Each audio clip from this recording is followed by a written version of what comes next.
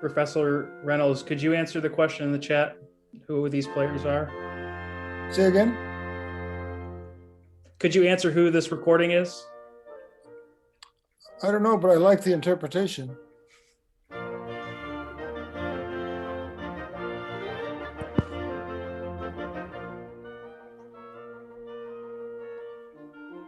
Maybe Isaac, you can tell us who this is. This is a recording of the Detroit Chamber Winds and Strings with Professor H. Robert Reynolds conducting.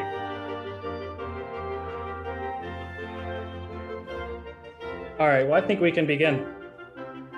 Okay. Hi, everyone. On behalf of the Graduate Wind Conductors Association, I just want to say welcome to tonight's webinar and thank you so much for joining us, and a really huge thank you and welcome to our guest, Professor H. Robert Reynolds. My name is Rob Abend. I'm one of the board members of the Graduate Wind Conductors Association. Tonight we are in for a huge treat with this session where Professor Reynolds is going to talk about the difference between a good and great conductor. H. Robert Reynolds was director of university bands at the University of Michigan until 2001. Following his Michigan tenure, he became the principal wind ensemble conductor and the H. Robert Reynolds Professor of Wind Conducting at the University of Southern California for nearly 20 years. In addition to these responsibilities, he was, for over 35 years, the conductor of the Detroit Chamber Winds, which you just heard, which is made up of primarily members of the Detroit Symphony. He holds degrees in performance and music ed from University of Michigan, where he was a conducting student of Elizabeth Green. And he began his career in the public schools of Michigan and California before beginning his university conducting at California State University at Long Beach and the University of Wisconsin prior to his tenure at the University of Michigan. Everyone, please now join me in welcoming Professor Reynolds. Hi, folks. Well, where should we start? After I stopped my conducting at USC when COVID hit. A number of my good friends said that my timing was impeccable because I haven't had to deal with all the stuff everybody else has been dealing with. But then after a while, I got bored. And so I invented a couple of projects for myself. And one was trying to find out the difference between a good conductor and a great conductor. And so I contacted a whole bunch of my friends, and I didn't contact any conductors. So all the contacts I have are big time players in major symphony orchestras. And so I know, and it turns out that I know quite a few of those. They're all wind players, of course. But they responded, and they were very nice of them to email me the response. I'm probably going to put this in some kind of booklet later on or whatever. I don't know how I'm going to do that, but I'll try to get that done so you can hear what they say. So what tonight's going to be is going to be a lot of reading. I'm going to read from what they sent me. And so their words are more important than mine in this sense. So, and I'm not going to read everything that everybody says. I'm just going to highlight some of the things that I think are more important. So this is, the first one is not necessarily an importance of what they said or anything, or even who they are, but the first person is John Ferrillo. John Ferrillo is currently principal oboe of the Boston Symphony. And prior to that, he was principal oboe of the Metropolitan Opera Orchestra. And I have the great good fortune of conducting the Tanglewood Institute Wind Ensemble in the summertime. So over 15 years, I've been doing this, and I go to Tanglewood in the summers for at least 2 weeks. And then that gives me access to all the rehearsals and performances and so on. So I've seen a lot of great conductors there and gotten to know a number of people, including John. And there are a couple other people from the Boston Symphony I asked to comment. So anyway, this is John's saying. An incredibly important talent is that for architecture and balance. And then he returns to this, the essential quality of a great conductor, the clarity of vision of the piece. And he wants to comment about Andras Nelsons, who's the music director of the Boston Symphony. And I'm assuming that everybody here subscribes to the Berlin Philharmonic online. If you don't, you should. The digital concert hall. Just Google Berlin Philharmonic and get the digital concert hall. And I subscribe by the year, which is the cheapest way to do it. But you can subscribe by the concert or by the month or the week or whatever. But I would do that because what that does for you, it puts when they record it, they do it with the best possible sound, and the video is also fantastic. So one night I was zooming around on the Berlin Philharmonic Digital Concert Hall and thought, well, I want to hear some Strauss. And so, well, back up one step. They have an archive, and you can access the archive through a composer, conductor, soloist, any of those three. So I accessed the composer because I wanted to hear some Strauss. So I went through the list of Strauss things, and they were doing the Suite from Der Rosenkavalier of Strauss, and I love that piece. And I thought, well, these people can really play this, I'm sure. And then I'd never heard of the conductor. Conductor is Andras Nelsons. And so I said, well, even though he may not be very good, these players have played this a lot, so it'll turn out great. And then as I was watching and listening, I thought, well, this guy's not so bad. No, this guy's really good. No, who is this guy? He's fantastic. And that was Andras Nelsons. The only problem I had with him that night was he was younger than 35 years old.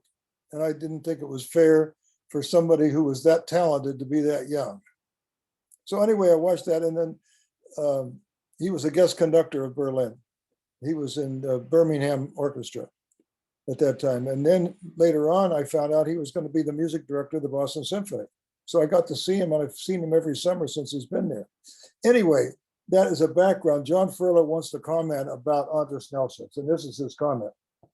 I would end by speaking of my current music director, Andras Nelsons. He's a very unusual presence on the podium. He is absolutely of the moment and from the heart, but also leads in a way that is never coercive, but always collaborative. He is an incredible accompanist and a truly great leader in the most humane and warm meaning of the word.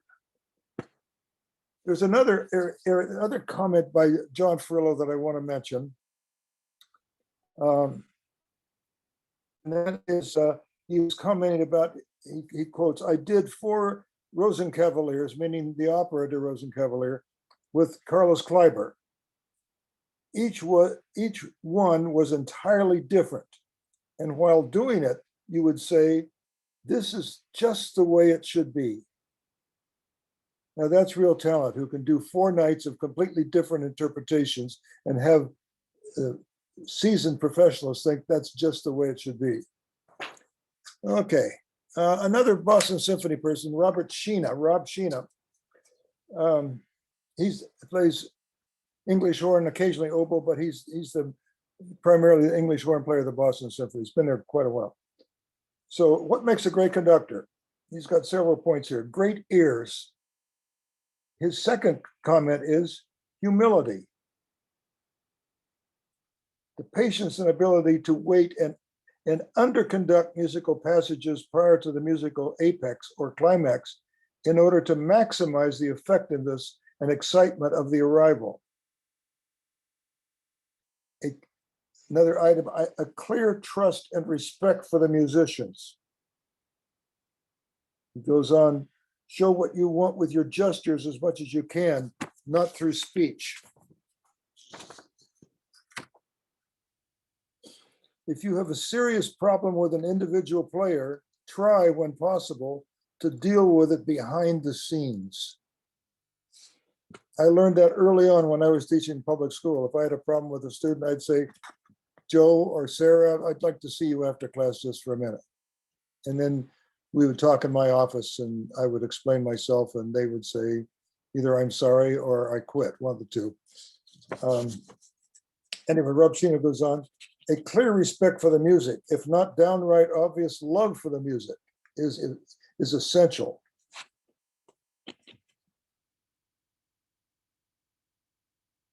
Obviously, what I'm trying to say is that being a great conductor is based on a huge variety of factors, an aggregate of talent, study, opportunity, and dedication.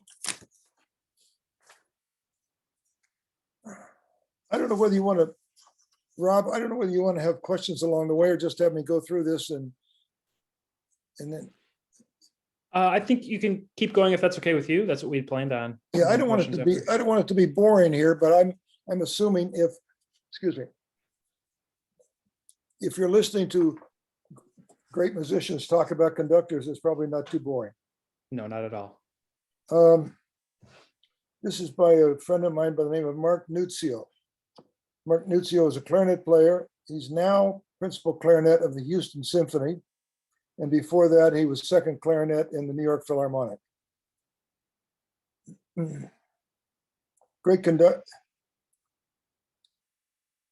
conductors must be a great musician and able to lead by example.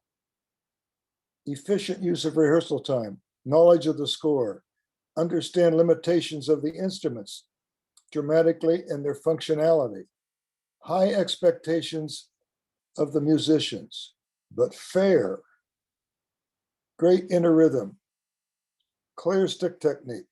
And then he goes on, examples of great maestros I have worked with are Riccardo Muti, Bernard Haitink, Daniel Barenboim, Maurice Janssens, Lauren Mazel. Of Lauren Mazel, he says, a bit cold, but super talented. And then he also includes Ricardo Chailly. Ricardo Chailly, I have a friend, I didn't contact him about this project, who's retired now, but he was principal oboe of the Amsterdam Concertgebouw Orchestra. And I was visiting him in Amsterdam with my wife, and he said, well, we're having a rehearsal this afternoon. Why don't you come on and you can come to the rehearsal? I said, great. So he got us in backstage and we went to the rehearsal and sat down. About 10 minutes into the rehearsal, one of the stage attendants came to us and said, the maestro's asked you to leave the rehearsal. So we were kicked out of Ricardo Chailly's rehearsal. So I told my friend, the oboist behind, and he said, don't worry, just come back tomorrow. So we came back tomorrow and we were in for the whole rehearsal because clearly he talked to him. Because I think that Ricardo Chailly just didn't know who we were and what we were doing there and so on. But I asked Werner, Werner's the oboist in the Concertgebouw. I asked Werner, so how is it working with Chailly? And he said, Chailly knows every note of every instrument all the time. And he said, and that's the problem. He is a minutia person. And so what was this? I've been signed out. Can you hear me? Yes, we can still hear you. Okay, well, something popped up on my, let me get rid of this thing here. Oh, dear. We can still hear you and see you. Okay. Anyway, he felt that Chailly tried to micromanage everything and then didn't leave enough musical space for the players to really express themselves the way they wanted to. And I asked him also if they'd played for any other conductors he thought were exceptional. And he said, yes, Bernstein conducted a recording of Mahler's First Symphony. And we all think that was pretty good. And I've got the recording and it is better than pretty good. He said, but Bernstein did one thing that no one else in the world could get away with. Bernstein tuned the orchestra, tuned up the orchestra. Just didn't have the A sound that everybody tuned. He would say, okay, let me hear the second clarinet play this and then match the first clarinet and so on. He said, nobody else in the world could get away with that except Bernstein. Okay, onward. Keep me on time. I don't want to, because I can keep going because I've got, like 20 people who have written. Sounds good. I'm just excerpting from these, but I can go on and read the whole thing, but I don't think that's what you want. And I know what everybody wants, and I don't have it, unfortunately, which is the 3 points. If you do these 3 things, you'll be a great conductor. I'm sorry. If I had those 3 points, then I would be a great conductor because I wouldn't have to be asking people about it. This is Don Liuzzi. Don Liuzzi is the timpani player in the Philadelphia Orchestra. And I had the pleasure of having Don in my band at Michigan. So great conductors. I won't go into what he made an area called good conductors, but I'm just going to read the great conductors. Great stick technique. He said, great stick technique is not absolutely essential. Full ability and desire to communicate with nuance and musical emotional ideas, both verbally and non-verbally. Have the correct balance ratio of verbal and non-verbal communication. 30% verbal, 70% non-verbal. Then in parentheses, he says, know when to shut up. Eyes. Connect with the eyes of the players. Of course, you have to really know the score to connect with the eyes of the players. Emotional directness, that is unselfish. So often conductors think musical ideas come from them. They should come through them. Conduct with pure, unselfish love. Pure love for the music and for everyone. Be not afraid to smile with the players as the music unfolds.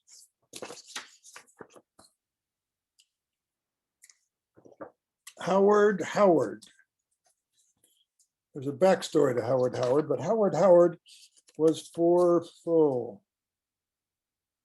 I'd say 30 years at least, principal horn of the Metropolitan Opera Orchestra. Just a brief story about the backstory about Howard and me. I was a horn player too.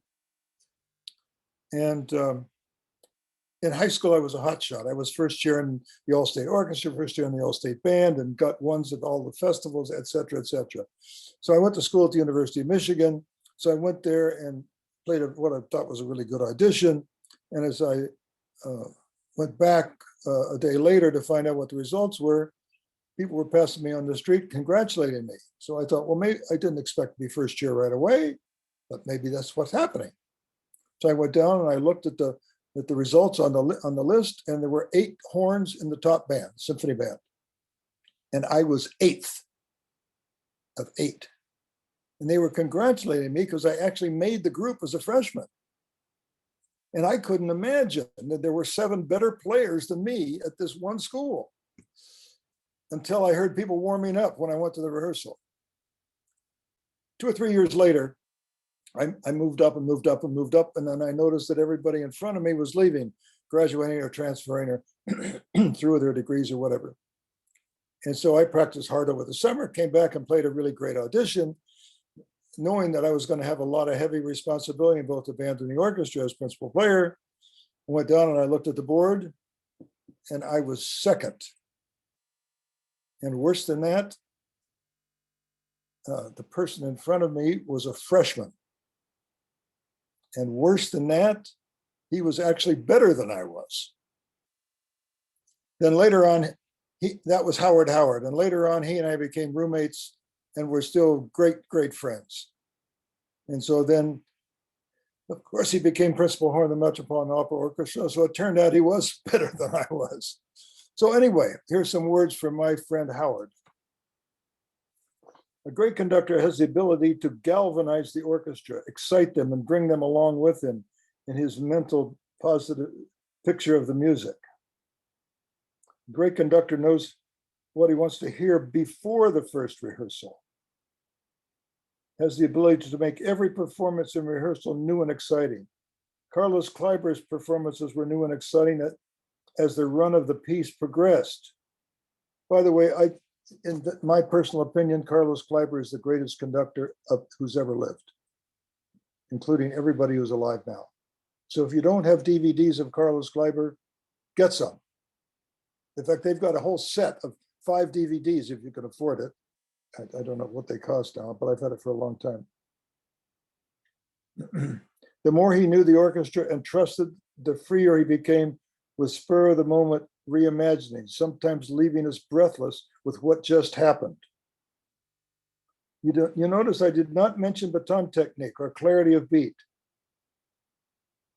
Well, these are very important to the conductor of lesser ensembles that can all but disappear with a really great conductor and a great orchestra. Be assured, only great conductors can get away with poor baton technique or unclarity of beat. On the other hand, Kleiber's technique was absolutely perfect. I watched him when a musician came in a bar early. His face reflected his thought, quote, "What did I do that allowed her to come in early?" I should tell you a side story about Kleiber and Howard.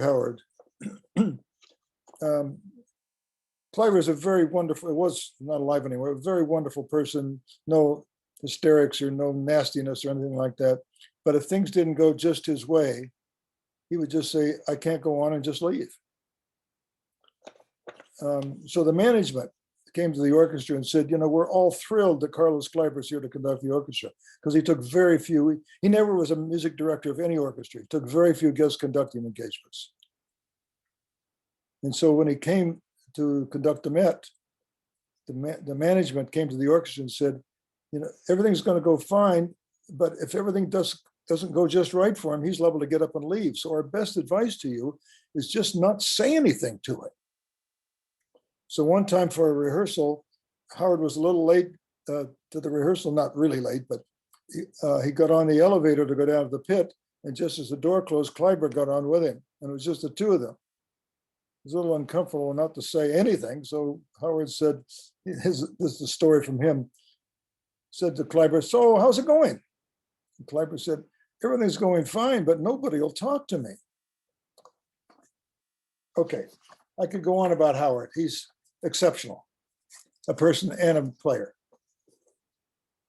Adam Unsworth. Adam Unsworth is currently the horn teacher at the University of Michigan, and I don't know of a better horn teacher in the country right now than Adam Unsworth. He was also a member of the Philadelphia Orchestra before he came to the University of Michigan. A great conductor is a natural leader.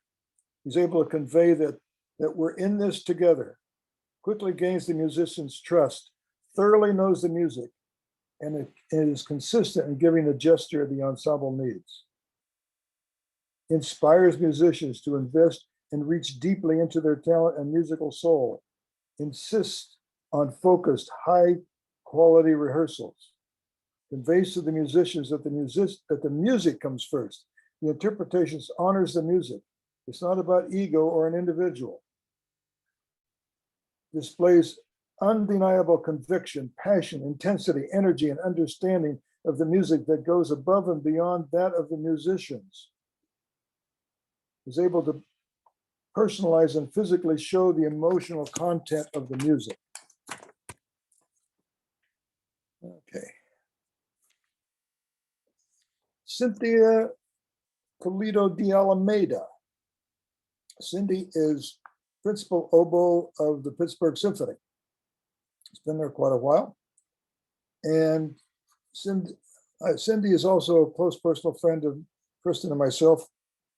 And I knew Cindy when she was playing in my band at the University of Michigan.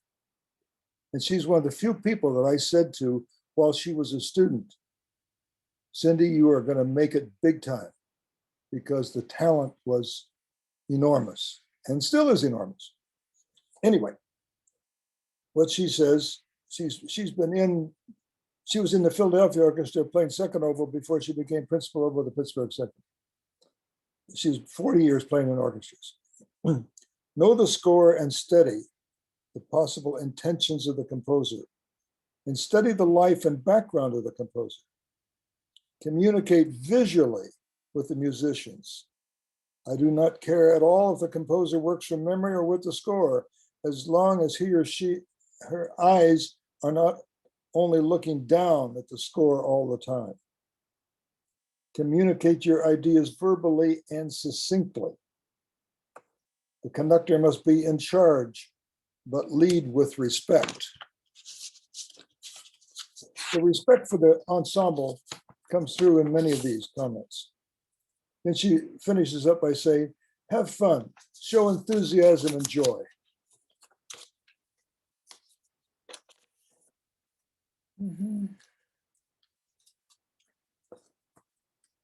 Bill Caballero. Actually, Bill Caballero and Cindy D'Alameda, Galito D'Alameda, are a duo. I mean, they're getting married this summer.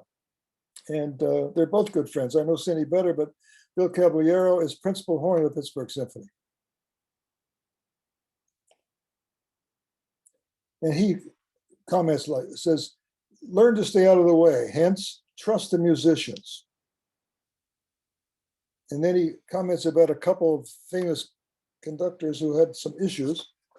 Janssens and Dochnanyi were terribly over-controlling of their orchestras and eventually not trusting. As their tenure continued, their orchestra became more resentful.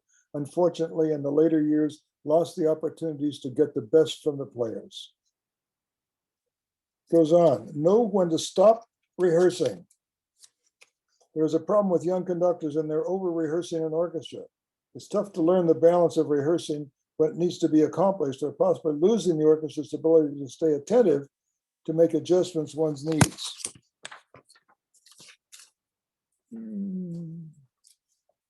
Jeff Reynolds. Jeff Reynolds is no relation to me whatsoever. Jeff Reynolds has spent 38 years playing bass trombone in the Los Angeles Philharmonic, and he did not play in my band at Michigan.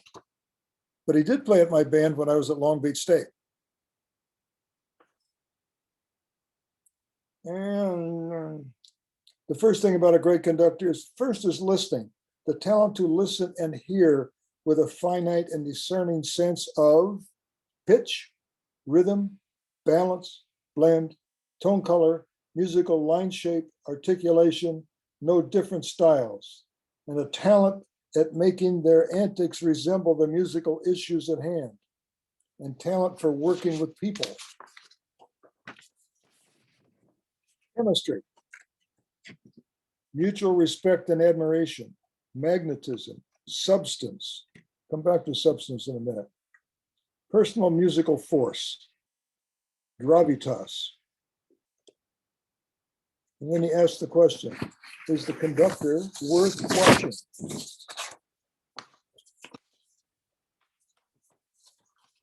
I think that's it for Jeff. It goes on a lot, and it's all really heavy duty stuff.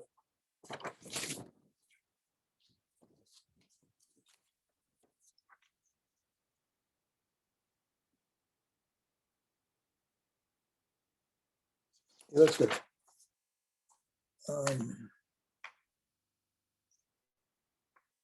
Well, let me deal with somebody who's different. Alex Isles. Any trombone players here? No. Okay, and I haven't looked at the second and third and fourth pages of people either, so there may be some there. And I know Glenn Atzett's there somewhere. Looks like we have two. I saw at least two. These two trombone players. Alex Isles is the top call in the Hollywood studios. And he's also, I asked him to write a bio, and I'm not going to read the bio, but he indicates that he has played for Esa-Pekka Salonen, Zubin Mehta, played in the Tonight Show Orchestra, Sir Neville Mariner, Gustavo Dudamel, Quincy Jones. He was also lead trombone with Woody Herman and played a bazillion movies. All the John Williams movies, The Last Jedi, The Rise of Skywalker, The Simpsons, Go La La Land. You don't want to know all the movies. It's just he's a top call out there. So anyway, and Alex is a good friend of mine now.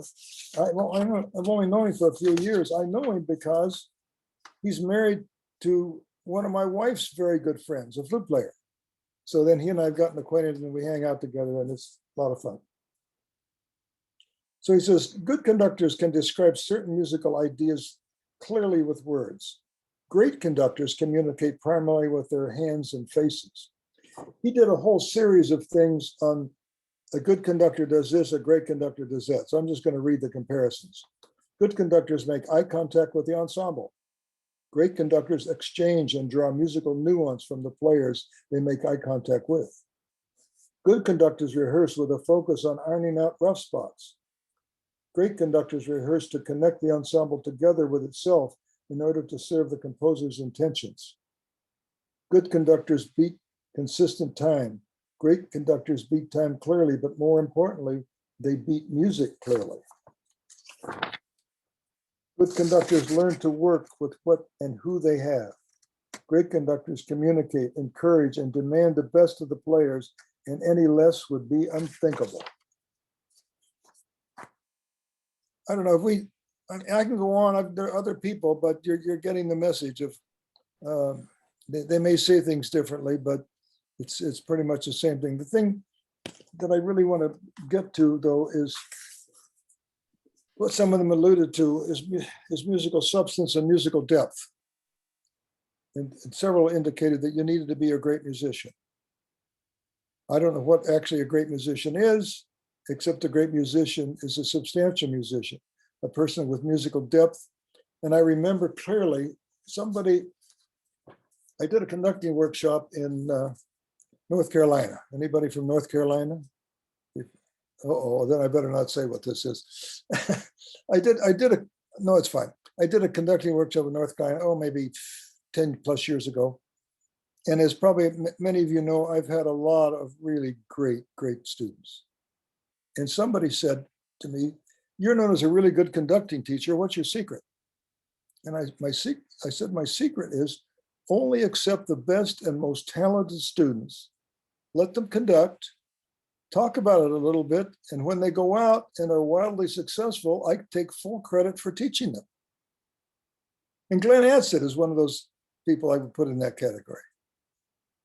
So, in fact, as long as we're talking about Glenn and other people, I feel like a proud parent because the current president of CBDNA, the next president, which will be Glenn Ansett of CBDNA, and the president following him, who's now vice president, all of whom are students of mine at Michigan. You can imagine that. Anyway, so back to the story. So what happens? And I said, well, I kept analyzing myself. Well, why did all these really good people? Why did I accept them? Why did I want them? Why did they come? And the key ingredient was all of these people could project their own inner music on the ensemble, and thus the ensemble onto the audience. So it wasn't a case of one person had a little bit better ears or better time or better balance or more intelligent, or it had nothing to do with that. It had totally to do with whether they could project their own inner music outwardly. And that if a person didn't have that, that was the one thing I couldn't teach them. I could teach them technique or rehearsal techniques or all kinds of repertoire, all kinds of the small things about conducting, but I couldn't teach them how to project their own inner music onto the ensemble. They had to come to the party with that. So that's where should we take some questions now or? Sure, we could do that. I think maybe the best way to do that would be for everyone, if you have a question, to throw it in the chat, and I'll have one of my colleagues read it out loud. While people are doing that, Professor Reynolds, if you want to, you said something earlier about the story of the Mozart Grand Partita in the Philly Orchestra or the Philly Chamber Players. If you want to follow up on that? Yeah, in my estimation, if you're a wind conductor and you don't know the Grand Partita of Mozart, you are denying yourself an essential. I consider that one of the essential, maybe the most essential repertoire of the wind ensemble. I'm including band and wind ensemble in the same vernacular here. So that's a love affair between me and the piece.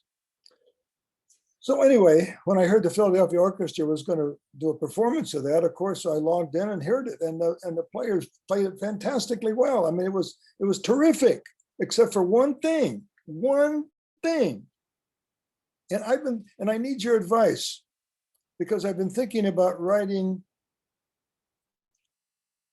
Yannick Nezen-Seguin about this issue. He used contrabassoon. Mozart clearly indicated string bass.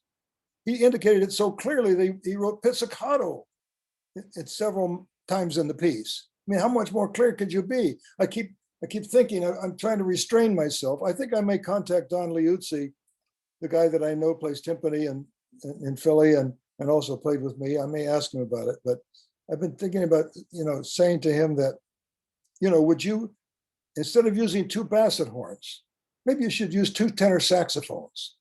How would that be? It's the same principle as using contrabassoon instead of the instrument that Mozart wrote it for. Now, am I way off base here, or should I just shut up and say that was wrong and not confront him with this issue? He'd probably read the note and throw it in the wastebasket anyway. As a native Philadelphian, I was really excited for that performance, and my former clarinet teacher was playing the first basset part. So I was really excited to hear it, and I was appreciative for the opportunity to hear it with contrabassoon. But I agree with you wholeheartedly. About halfway through, I was like, I just missed the bass. The double bass is really missed. So, yeah, my opinion, I know it's worth nothing, but yeah, it's not only just because it plays in the same range, you can't substitute it, because they wouldn't do that. He wouldn't do that with anything else. I think he got talked into it by the contrabassoon player, is what I think happened. And the contrabassoon player played it great. I mean, she's a terrific player, but you wouldn't change instruments, particularly when Mozart wrote it specifically for that instrument. Anyway, so we have sorry. Go ahead. We have a couple questions here. First, could you talk a little bit? This is from Chris M. Could you talk a little bit about what brought you to conducting? What initially got your interest, and what did you do about it? Okay, sure. That's pretty easy. I grew up in northwestern Pennsylvania in a very small town called Meadville. Nobody's ever heard of Meadville, but that's where I grew up in northwestern Pennsylvania. I played in the high school band, and we had a very good, I found this out later, we had a very good band conductor. The band was only so-so, but he was a good musician and a good person and a good teacher and helped us a lot. And on Fridays, he would ask if anybody in the band would like to conduct a piece that we'd been rehearsing all week. And I wanted to, but hardly anybody else ever did. And so he kept helping me. Well, if you held the baton like this, and if you use your left hand like this, you make a cutoff like this, if you do all these things. So he was teaching me how to be a better conductor. And the more I did it, the more I loved it. So that's what and that one thing just led to another. And that's been my passion. And I'm the luckiest guy in the world, because I got to do what my passion is, and I got paid to do it. So that's how I came to it. And then when I went to the University of Michigan, I had the greatest teacher of anything ever. My conducting teacher was Elizabeth Green. And if you haven't heard about her, you're missing out. Oh, I should tell you my secondary Elizabeth Green story. Because I'd had all this experience, I took her first semester conducting class like everybody else did. But I could already do all these things. And so she had, if you know her conducting book, there are exercises in the back of the book, and she would have us do these exercises, do 3 ways of this, start 3 ways, cutoffs, and et cetera, et cetera. But I could already do it. I didn't have to work at it. So it was my turn to get up. So I did what she asked me to, and I just did it, and it was fine. I thought it was terrific. And she looked at me and pointed her finger at me and said, "Robert, I know what you're capable of, and don't ever stand up here prepared like that again." And I haven't. But she also taught me one other thing. and that is how to reprimand somebody. And I deserved it because I didn't practice at all. I just got up and did it on raw instinct. But she taught me that before you reprimand somebody, you give them a compliment. So she said to me, I know what you're capable of, and then wham. So, and I've used that all my life. What else? There were some questions submitted in advance too, so I'll start with one of those. What was your greatest challenge to overcome as a young conductor? To not do it the way my college band director taught us to do it. I was in one of the great, as you can imagine, I was in one of the great college bands in the country, conducted by a master rehearser. But he rehearsed in the older maestro, George Zell, Fritz Reiner style of conducting. And I understand that. But that's what I tried to do when I went out. My first job was in a little teeny, even smaller than Meadville. The population of the town I taught in was 600 people, population in the entire town. And there were 1,000 students in the school, but that was all the grades, kindergarten through 12, and most of those students were bussed in from farms in the area. Anyway, we had this band that was not very good, and that was okay because I made a lot of mistakes that only I knew about. So at Christmas time, I got this great present, a brand new ski sweater, bright red ski sweater. It was fantastic, with a Christmas card in there. It said, but the Christmas card said, here's a sweater to match your temper. And that got my attention because I didn't want to be that person. So then the next job I got, I went back to get another degree, and then I went to California and took a job at Anaheim High School. And I tried to be the best conductor I could possibly be. And I came across a book by Bruno Walter. And that book changed my life about how to get the best from players. The book's called Of Music and Music Making. I don't know whether they still publish it. I think you might be able to get it on eBay or something like that. It'll cost you $1 bazillion, but anything about Bruno Walter. So that's the story on that. Professor Reynolds, to follow up on that, we've started with the Detroit Chamber Winds. You were talking about the early part of your career, your time in Michigan. What are some approaches that you've developed over your experience with working with various level of ensembles and players and applying these principles of great conducting to those different levels of ensembles? Well, first of all, I rehearse and conduct every ensemble, no matter what level, as if they are actually at the next level. So we had a pretty good high school band at Anaheim High School when I left. And so I rehearsed them as if they were a college group. And then I rehearsed when I was at the University of Michigan, of course, they had really good players. And when I was at USC also, I found out that things are a lot easier with really good players. But then I rehearsed those excellent players as if they were professionals. So constantly ramping up the next level. So if I were rehearsing a junior high group, which I did, I would rehearse them as if they were a high school group. I would, in a sense, try to push them into more maturity. And thus I would indicate to them that I have respect for them. And then if they were disappointed in me, I'd say, gee, I mean, you sounded so much better on last Friday. What's happened in between? So that they would know that I expect their best work every time. And thus they expect my best work every time.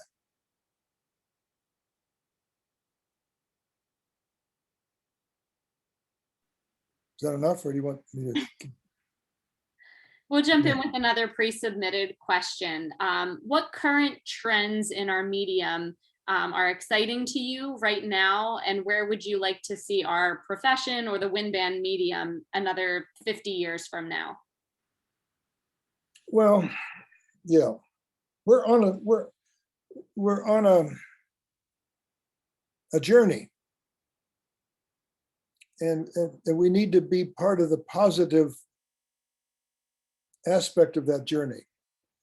And I've spent my entire life trying to pull the band, and I'm not alone in this, I'm not the only one doing this, trying to pull the band and wind ensemble into the mainstream of serious concert music.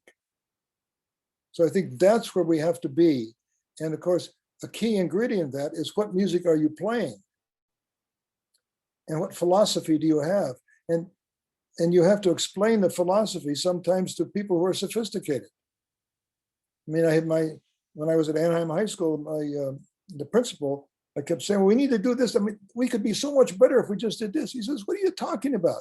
Anaheim High School band is considered the finest band in Orange County. Why do you have to be any better? Well, that clearly, that said to me, this person needs to be taught. Why do we have to be better? It's better because what we're doing is making music with the young people of tomorrow. So we have to bring that to them. We're in a rough patch, I think, right now. And in many ways, we're in a great patch. I think the music is better than it's ever been. More good pieces right now than there were, clearly than when I was doing it in the public schools. But it's but the rough patch is, people are seen to be focused on building a great band program, or making an error-free ensemble. And I think if we can refocus that on make the finest music happen for your students. And clearly, if you want the finest music happen, there can't be lousy intonation and bad precision and wrong notes. But precision and intonation and wrong notes cannot be the purpose of your rehearsal. Making music has to be the purpose of your rehearsal. I remember going to a rehearsal of the University of Michigan Symphony Orchestra, and they had a guest conductor who was conducting in Ann Arbor that night, Kurt Mazur, who was then conductor of the Philadelphia Orchestra again. And he would rehearse, and then he would say, oh, we have to stop because of this. I don't want to stop, because he would rehearse and not want to stop because something was so bad that he had to stop for it. I think that's the way you have to rehearse the ensemble. I think elementary ensembles are different. I think the proportion is different, but we're doing with CBDNA members here, so you all only conduct elite players, right? No, it's okay to talk about both. I mean, several people in our membership will go on to teach public school at various levels, and some of us are on a different trajectory to teaching college. So we kind of have everybody here. Okay. All right. What else? I wanted to ask a question going back to the testimonies that you shared from the players about being a great conductor. And I was curious, in your own experience teaching conducting in your career, how do you help encourage your graduate students over your time to push their musical envelope? I know, many of us are graduate students on here, and we're getting, pushed by our mentors and in various professional situations. And I was just curious what strategies you found were successful for that. Well, maybe you shouldn't ask me. Is Glenn Ansett still on here? Yes. Maybe you should ask him. Well, can I tell a funny story? So the funny story is that we would be going out to conduct the Michigan Symphony Band, standing backstage in Hill Auditorium. Bob would stand right behind me. They would open the door just before I'm going out to conduct George Washington Bridge. He'd slap me on the back, push me out the door, and say, "Don't embarrass me." That's what it was. No, I mean, I can't even begin to answer that. I mean, the gratitude that I have for my time studying with Professor Reynolds is extraordinary. And what he said earlier is really true. It's just sitting down and talking about music and trying to absorb the things that you saw. Well, no, it's easy, actually, if I could put it into words. Every day sitting in the symphony band watching rehearsal was where you learned to be a great conductor, where you learned what he was doing, and you saw how he would put something together and how he would navigate all of that around him in such an extraordinary way, virtually rehearsal after rehearsal, every single time. And that was where you just learned where all of that skill and magic was. So I don't know if that helps answer any questions, because I got to be able to, see that every day when I was there, and that was where the learning experience happened for me, for sure. So grateful to be a part of that. Let me just give you the second act of that funny story. The Detroit Chamber Winds I was conducting played a concert at the Midwest Clinic. They've done a couple, but on one they did a concert at the Midwest Clinic, and I was backstage ready to walk out on stage to conduct the first piece. And I don't know whether you were there, Glenn, but a group of my former students were backstage, and just before I walked out, they yelled at me, "Try not to embarrass us." So it was back at me. But picking up on Glenn's point, this is what I've learned a lot. I mean, I made a list of rehearsals I've been to. Sorry if it's a little long, but I've been to a rehearsal and it's in alphabetical order, so nobody is priority. Marian Alsop, Bloomstead, Boulez, Chailly, Dudamel, Arthur Fiedler, Gergiev, Giulini, Guerrero, Malky, Maida, Nelsons, Ormandy, Rattles, Solonen, Schuler, Robert Shaw, Slatkin, von Dohnanyi, and Zinman. I also didn't hear a rehearsal, but I heard a concert, because my mother took me to Cleveland to hear a concert one time because she thought I would enjoy it. The concert was conducted by Arturo Toscanini. So that's where I've learned the most about conducting, other than from Elizabeth Green. Elizabeth Green taught me the technique of conducting, the grammar of conducting. The musical aspects I learned from all those people whose rehearsals I went to. And now, I go to rehearsals at Tanglewood all summer and watch these people, and I think, wow, wow, wow. So, is anybody here from Texas? 1, 2. A few years ago, I don't know, 5 or 6 years ago, I did the 3 series lectures at TMEA. You know about that, you Texas people. And they asked me to write an article for the magazine, the music magazine for Texas music educators. And what I wrote it on was the rehearsal I went to of Andres Nelson's. Now, Rob, I could send that to you.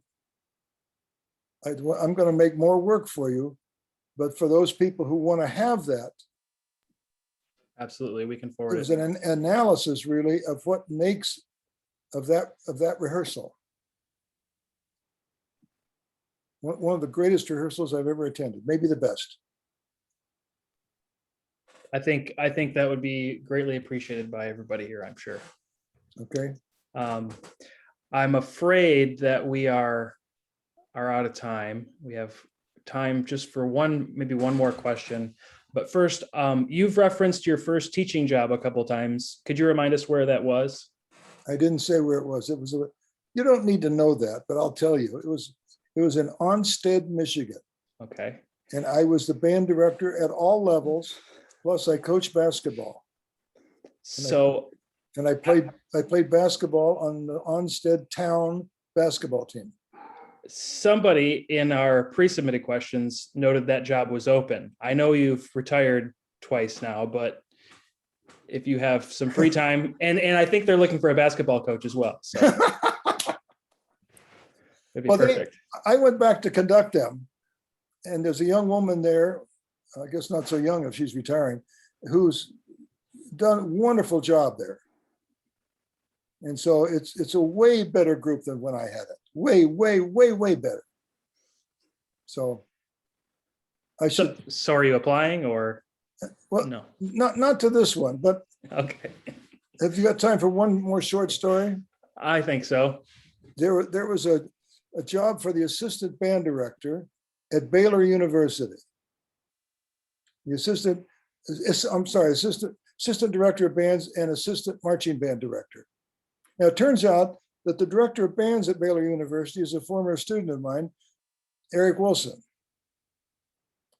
And so I wrote, and they said they wanted somebody who had taught in the public schools, somebody who had their own college marching band, somebody who could teach conducting, and somebody who could conduct a concert band. A lot of ingredients there. And so I wrote to Eric and I said, I have taught in the public schools. I've had my own college marching band. I can teach conducting. I can conduct a concert band. So this is when I was still at USC. And he wrote back to me and said, thank you for your interest in our position. But in your present position, we found out that you don't show up all the time. Because I only went out there periodically, 3 or 4, 5 times a year. So probably my days of applying for jobs are over. Very good. If everyone could join me in saying thank you very much to our guest tonight, Professor Reynolds. Just for a few other couple wrap up things, I'm going to pass it over to Isaac. Well, thank you so much. And thank you so much, Professor Reynolds, again, for being here. This is an absolute honor and treat, especially for many of us who are at the end of the semester. I just want to say thank you as well to all the members of the Graduate Wind Conductor Association Board, Weston, Tina, Robin, and Angie. And then also shout out to our social media director, Allegra, for all of her awesome work. And I also want to plug, if you don't know Lisa Tatum's podcast, Ictus, the Evolving Conductor, she has an episode with Professor Reynolds that dives into these subjects more. So again, we recommend supporting and listening to that podcast.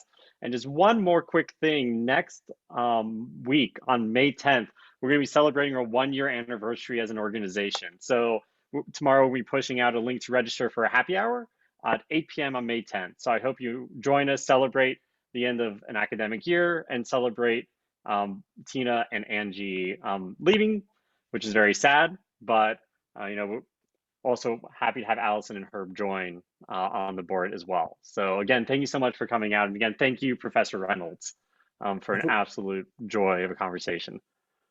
A real pleasure. Thank you. Thanks again, everybody. Thank you, Professor Reynolds.